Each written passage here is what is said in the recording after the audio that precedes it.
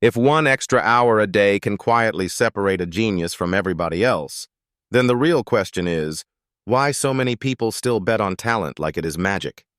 Because the uncomfortable truth is that most of us are taking advice from the loudest people in the room, while the people with results are usually the least interested in talking.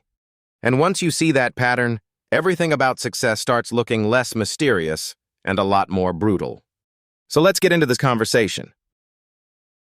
Will Smith saying success came from one mastered skill is so annoying in the best way, because it sounds simple until you realize most people are speed-running 15 identities. And he is basically saying, pick the arrow tip first, which is rude to the rest of us with 5 half-finished arrows. Bro, that line about taking advice from people who have not done it is brutal. It is almost too obvious, but people ignore it anyway. We love advice from the loudest person in the room, not the most qualified. Exactly. The internet is just a giant seminar taught by failures. But there is something interesting there because he is not saying never listen. He is saying filter advice through results, which is actually adult behavior. Adult behavior is kind of a low bar and still somehow rare. We keep confusing confidence with competence and then act surprised. The part about more hours beating more talent hit hard, though, because it is not sexy, but it is terrifyingly true. 10 hours versus 9 hours sounds tiny until a year deletes you. That is such a savage way to think about life, man. And he said he knew that at 18, which is insane. Most 18-year-olds know how to be loud, not cumulative. Cumulative is such an unsexy superpower. It is also a little unfair because consistency looks boring while talent looks cinematic. But boring is usually what wins when it is repeated long enough. That is basically the whole Will Smith machine, right? Charisma on top, but hours underneath. That should be the name of a documentary, honestly. Charisma on top, hours underneath, and sleep nowhere in sight. The sleep schedule of people who become legends is always disrespectful. What I liked is he did not romanticize luck either. He kept making it about attention, effort, and what you choose daily. People want a miracle, but the miracle is usually a calendar. A calendar and a delusion problem. Wait, the money part was crazy, though. He straight up said money does not buy happiness. Then added there is a point where it buys misery, which is such a rich person sentence. That is a diamond-encrusted complaint, but he is probably right. Because at some level, money stops solving and starts amplifying. Anxiety gets bigger, access gets bigger, mistakes get more expensive. And everyone around you starts looking like they have a calendar invite with your wallet. That was very specific and therefore probably true. But I do think people who have never had money overhype what it does. They think money is the finish line, when it is really a different track. And sometimes a nastier track, honestly. The financial freedom part was the cleanest takeaway to me. He basically said, freedom starts when you stop outsourcing your judgment. That is the real flex, not the car or the watch. Although the car and the watch do help a little with the ego, let us be honest. They absolutely help, which is the problem. But his point about not taking advice from people without the life experience is huge. Like, why would you let someone who never built wealth teach you wealth? Because they sound calm, and calm sounds smart to stressed people. Oof, that is a dangerous sentence. He also had this thing about one skill opening the rest of your world. That is actually elegant, because mastery creates options. Options are what rich people call freedom before they make it complicated. Yes, and then they brand the complication. I think the hardest part is choosing the one thing without panicking. Because once you choose, you have to survive being average for a while. That is the part nobody puts in the motivational clip.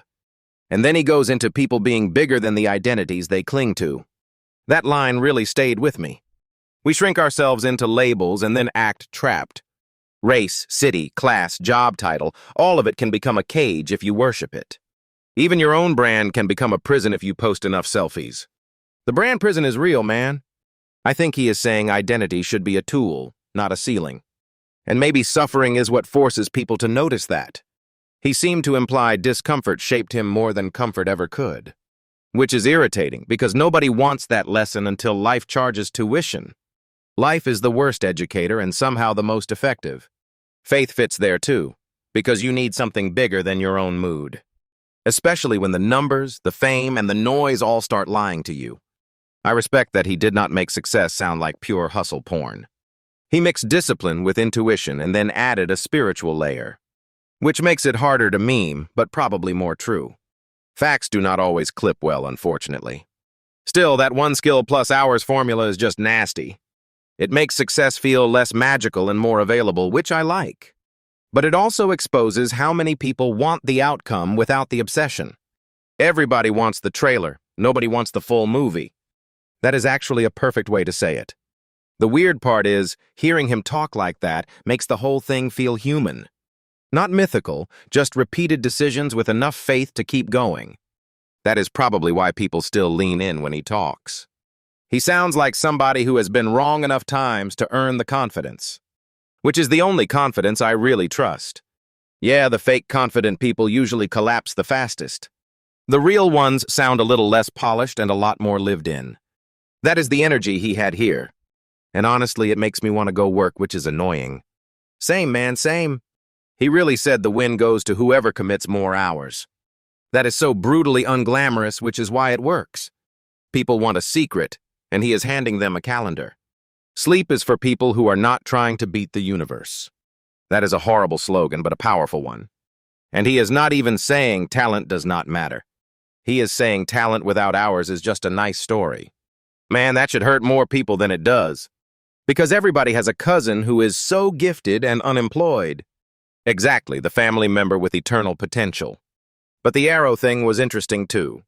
He is basically saying one sharp point first, then everything else follows. Which is funny because people here diversify and start collecting hobbies. Bro, you do not need 7 business cards at age 22. You know the type. They are already a founder, strategist, and visionary. Meanwhile, the one thing they do well is opening apps. But I do think his version is healthier than the internet version. He is not saying be narrow forever, he is saying earn the right to expand. That actually feels like a real adult answer. Annoying because adult answers are usually correct. Yeah, they have that terrible habit of being right. The hours piece is the one that really pokes at ego, though. Everybody wants to believe the gap is taste or destiny. Sometimes it is just one guy doing the reps while you are posting. That line should be illegal, because it is not even glamorous reps. It is boring, repetitive, invisible work that compounds. And he seems to have understood compounding before most people do. At 18, too. 18-year-old me was just trying to look cool in photos. Exactly. Nobody at 18 is saying, let me outwork everyone for a decade.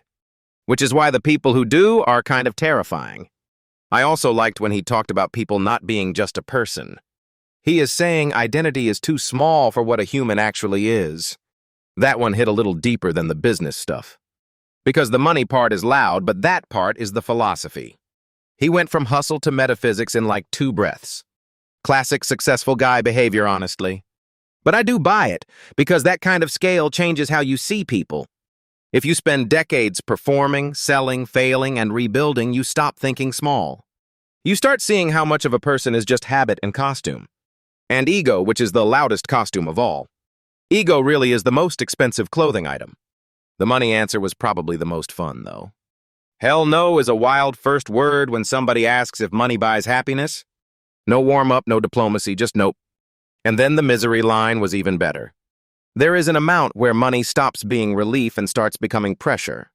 That is the part people avoid because it ruins the fantasy. Nobody wants the millionaire depression chapter. The yacht is supposed to solve the spirit, apparently. Imagine buying a boat and discovering your issues can swim. That is actually a perfect line. His point is basically that money amplifies your state, not your joy. Which is uncomfortable if your whole personality is income.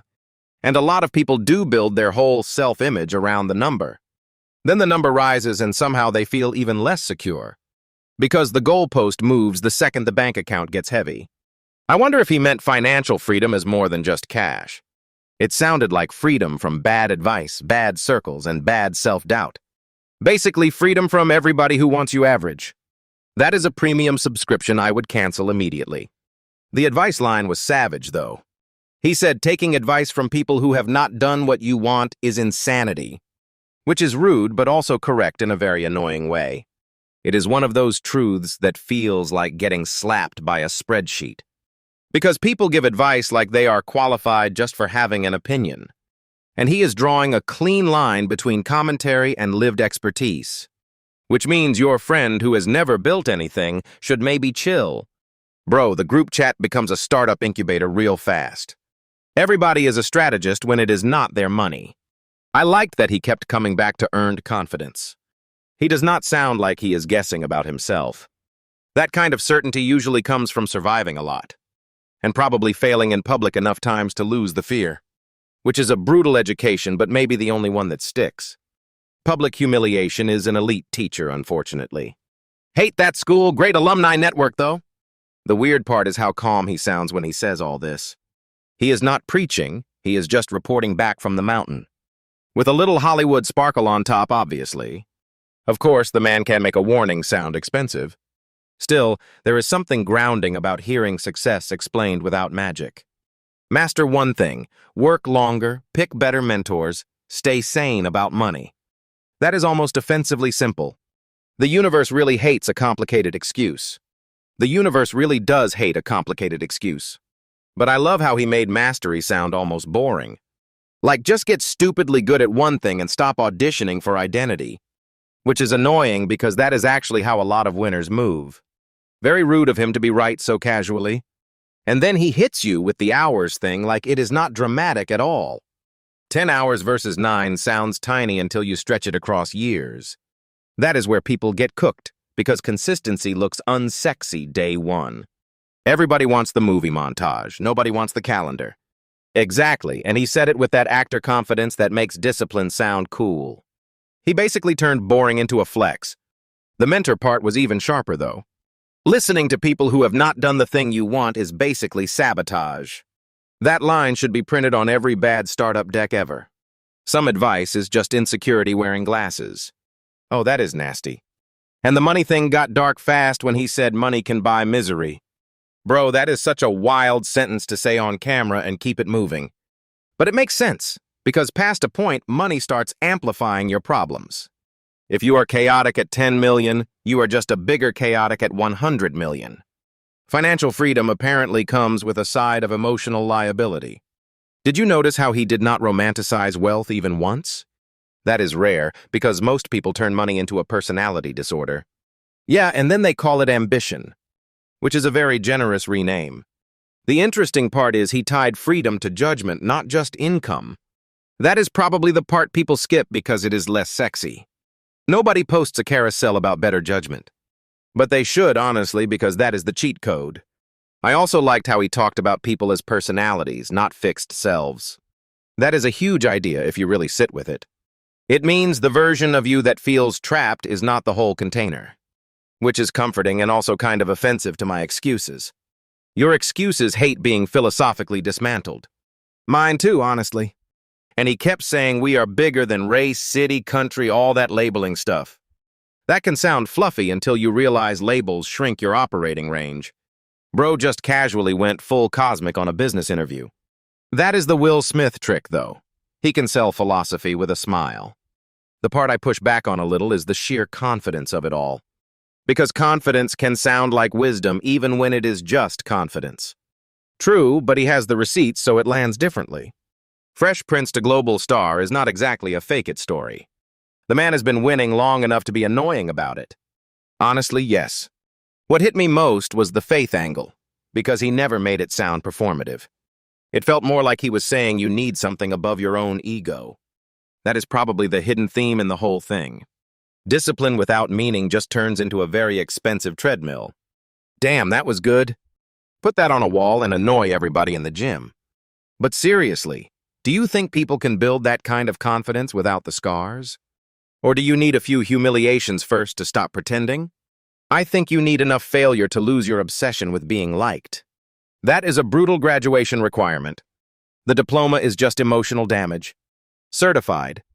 And maybe that is why his advice feels usable, because it is not fantasy. It is basically get good, work hard, choose better input, survive yourself. Survive yourself is crazy, but accurate. There is something nice about hearing a superstar talk like that, actually.